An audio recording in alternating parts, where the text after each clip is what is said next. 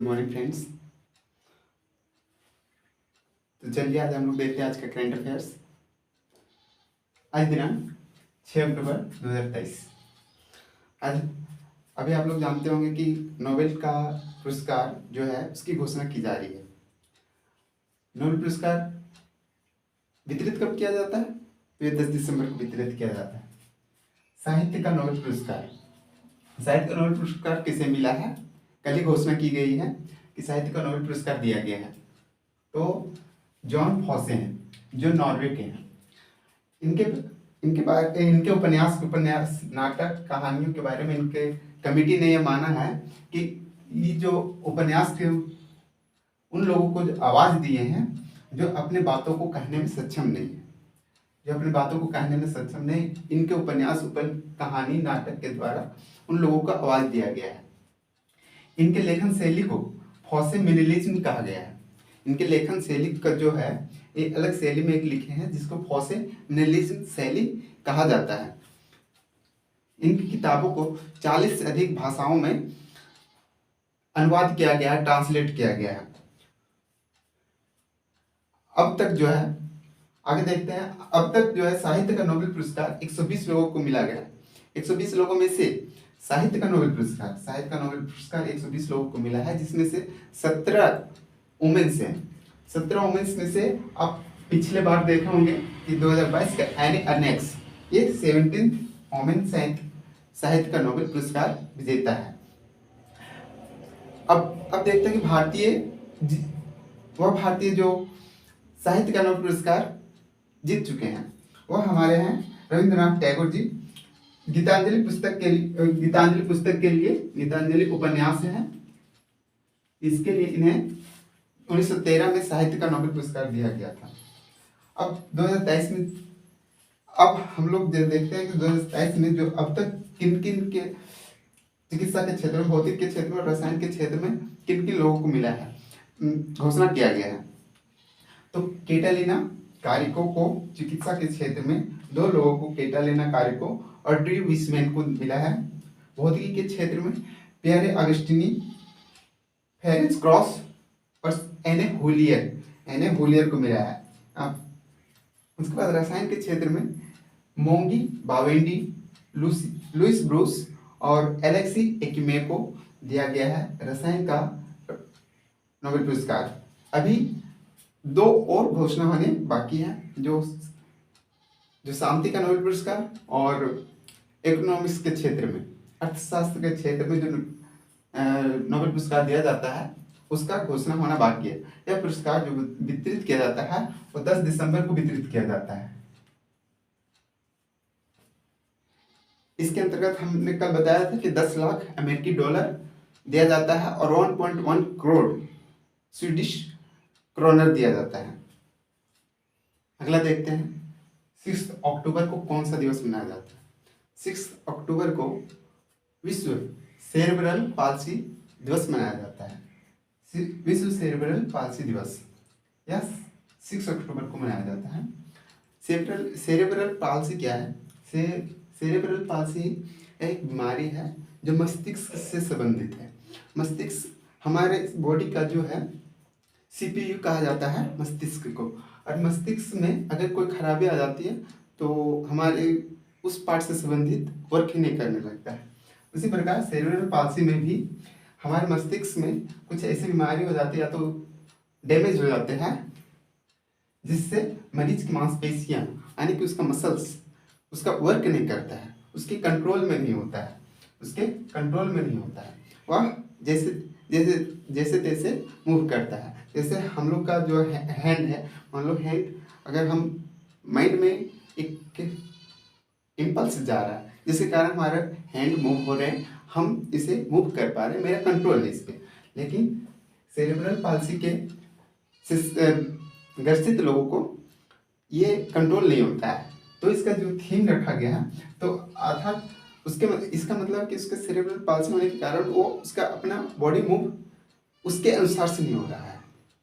अगर उसके अनुसार से नहीं हो रहा है तो उसके लिए अभी 2023 का जो थीम रखा गया है टुगेदर एंड स्ट्रॉन्गर, अगर टुगेदर एंड स्ट्रॉन्गर कहने का अर्थ है कि उसके साथ रहिए, उसे मजबूत बनाइए। टोटो भाषा, अगला देखते हैं कि टोटो भाषा। टोटो भाषा जो है पश्चिम बंगाल के कुछ क्षेत्रों में बोला जाता है। अब टोटो भाषा चर्चा में क्यों आया है? टोटो भाषा चर्चा में आने का मुख्य कारण है कि ये जो है एक जनजातीय भाषा है, जनजातीय भाषा है, और ये विलुप्त के कगार पर है, विलुप्त होने वाला है। अगर विलुप्त होने वाला है तो हमारी सरकार को ये दायित्व बनता है कि उसके संरक्षित किया जाए। कोई भी चीज़ अगर विलुप्त हो रहा है तो उसको संरक्षित किया जाना चाहिए। अगर तो ये भाषा जो है पश्चिम बंगाल के कुछ क्षेत्रों में बोला जाता है, और ये जनजातीय भाषा है, चीनी तिब्बती भाषा है, चीनी तिब्बती भाषा है। यह भूटान से, पश्चिम बंगाल भूटान से की सीमा से टच करता है, तो भूटान से की सीमा से लगे पश्चिम बंगाल के कुछ हिस्सों में यह टोटो भाषा बोला जाता है। लेकिन ये चर्चा में क्यों? तो चर्चा में इसलिए क्योंकि इसको विलुप्त हो रहा है, और इस विलुप्त होने के कारण इसे संरक्षित करने के लिए शब्द संग्रह का एक शब्द संग्रह, जो टोटो बंगाली और अंग्रेजी, टोटो कन्वर्टेड रहेगा बंगाली में, बंगाली अंग्रेजी, यानी कि आप टोटो को जानना चाहते हैं तो अंग्रेजी भाषी भी टोटो को जान सकते हैं, और बंगाली भाषी भी टोटो को समझ सकते हैं, जान सकते हैं इस शब्द संग्रह को अध्ययन करके। लेकिन यह जो शब्द संग्रह है उसको लॉन्च कब किया जाएगा? तो ये बोला गया है कि 7 अक्टूबर को लॉन्च किया जाएगा। 7 अक्टूबर को इसको त्रिभाषी शब्दकोश का जारी किया जाएगा।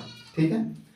अब टोटो भाषा संरक्षित क्यों करना जरूरी है? क्योंकि इसे संरक्षित करना 1600, यानी कि समझ लीजिए कि पश्चिम बंगाल के भूटान क्षेत्र से संबंधित, भूटान क्षेत्र से सीमा से संबंधित लगे क्षेत्र में जो बोला जाता है वो 1600 लोग हैं जो टोटो भाषा को बोलते हैं।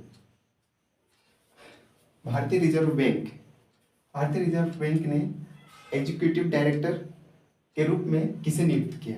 तो एग्जीक्यूटिव डायरेक्टर के रूप में मनीष कपूर को एग्जीक्यूटिव डायरेक्टर ऑफ आरबीआई नियुक्त किया गया है। मनीष कपूर ने मौद्रिक नीति को आकार देने में अपना योगदान दिया था, महत्वपूर्ण भूमिका निभाए थे। अब आरबीआई के बारे में देखते हैं कि आरबीआई इसकी स्थापना कब हुआ है। इसकी स्थापना 1 अप्रैल 1935 को हुआ है, और मुख्यालय इसका है मुंबई महाराष्ट्र में इसका मुख्यालय है। और इसका राष्ट्रीयकरण 1949 में किया गया है, और शक्तिकांत दास इसके वर्तमान गवर्नर हैं, और शक्तिकांत दास इसके वर्तमान गवर्नर हैं, 25th यानी कि 25वें नंबर के गवर्नर हैं। Tata literature life time achievement award से किसे सम्मानित किया गया है? तो ये अंबाई हैं, और ये तमिल लेखक हैं, और इसे इनको 2021 का तमिल भाषा में साहित्य अकादमी पुरस्कार मिल चुका है। भारत के 7वें सबसे अमीर व्यक्ति में से सावित्री जिंदल है, जो स्टील किंग कहे जाने वाले को पीछे छोड़ दिए हैं, और ये इनका जो सावित्री जिंदल का नेट वर्थ जो है $18.7 बिलियन है। आतंकवाद निरोधी सम्मेलन का आयोजन किया गया है दिल्ली में। इसका उद्घाटन करता है जो है अमित शाह इनका उद्घाटन किए हैं, और इनका जो आयोजन किया गया वो एनआईए के द्वारा किया गया है। एनआईए राष्ट्रीय जांच एजेंसी। एनआईए अब केंद्रीय गृह एवं सहकारिता मंत्री हैं अमित शाह। और एनआईए की स्थापना जो है 2008 में हुआ है, गठन किया गया है। 2008 में जब इसका गठन किया गया है तो इसके पीछे कारण था कि 26/11 जो मुंबई हमला हुआ था, उसके कारण हमारी जरूरत आन पड़ी कि एनआईए की स्थापना करनी चाहिए। उसके बाद मुख्यालय, इसके एनआईए का मुख्यालय दिल्ली में ही है। इसके वर्तमान महानिदेशक जो है दिनकर गुप्ता है। ये एशियन गेम्स जो अभी चल रहा है चाइना में चल रहा है, चाइना के हंगजाओ चीन में चल रहा है, यह 19वां नंबर का है। भारत अब तक इसमें 46 मेडल जीत चुके हैं, जिसमें से 21 मेडल गोल्ड के हैं। आर्चरी के कंपाउंड राउंड में अभी अभी जो कल जो जीते हैं जिन लोगों ने, उनके लिए है आर्चरी के कंपाउंड राउंड में ज्योति सुरेखा, आदित्य गोपीचंद स्वामी और परिणीत कौर ने गोल्ड मेडल भारत को दिलाया है। ये आर्चरी से संबंधित है। ज्योति सुरेखा, आदित्य गोपीचंद स्वामी और परिणीत कौर, ये तीनों आर्चरी से संबंधित है। आगे देखते हैं कि दीपिका पलिकल, हरविंदर पाल सिंह ने जो है स्पेस मिक्स्ड डबल्स में गोल्ड पदक जीता है। और ओजस परवीन, अभिषेक वर्मा और प्रथमेश समाधान ने आर्चरी में ही मेंस कंपाउंड में, ये वुमेन्स कंपाउंड थी और ये मेंस कंपाउंड है, तो मेंस कंपाउंड में गोल्ड मेडल इन्होंने जीता है। स्पेस मेंस सिंगल्स में सौरभ घोषाल सिल्वर पदक जीता है। तो वीडियो कैसे लगा, लाइक सब्सक्राइब आप जरूर करें। Thank you.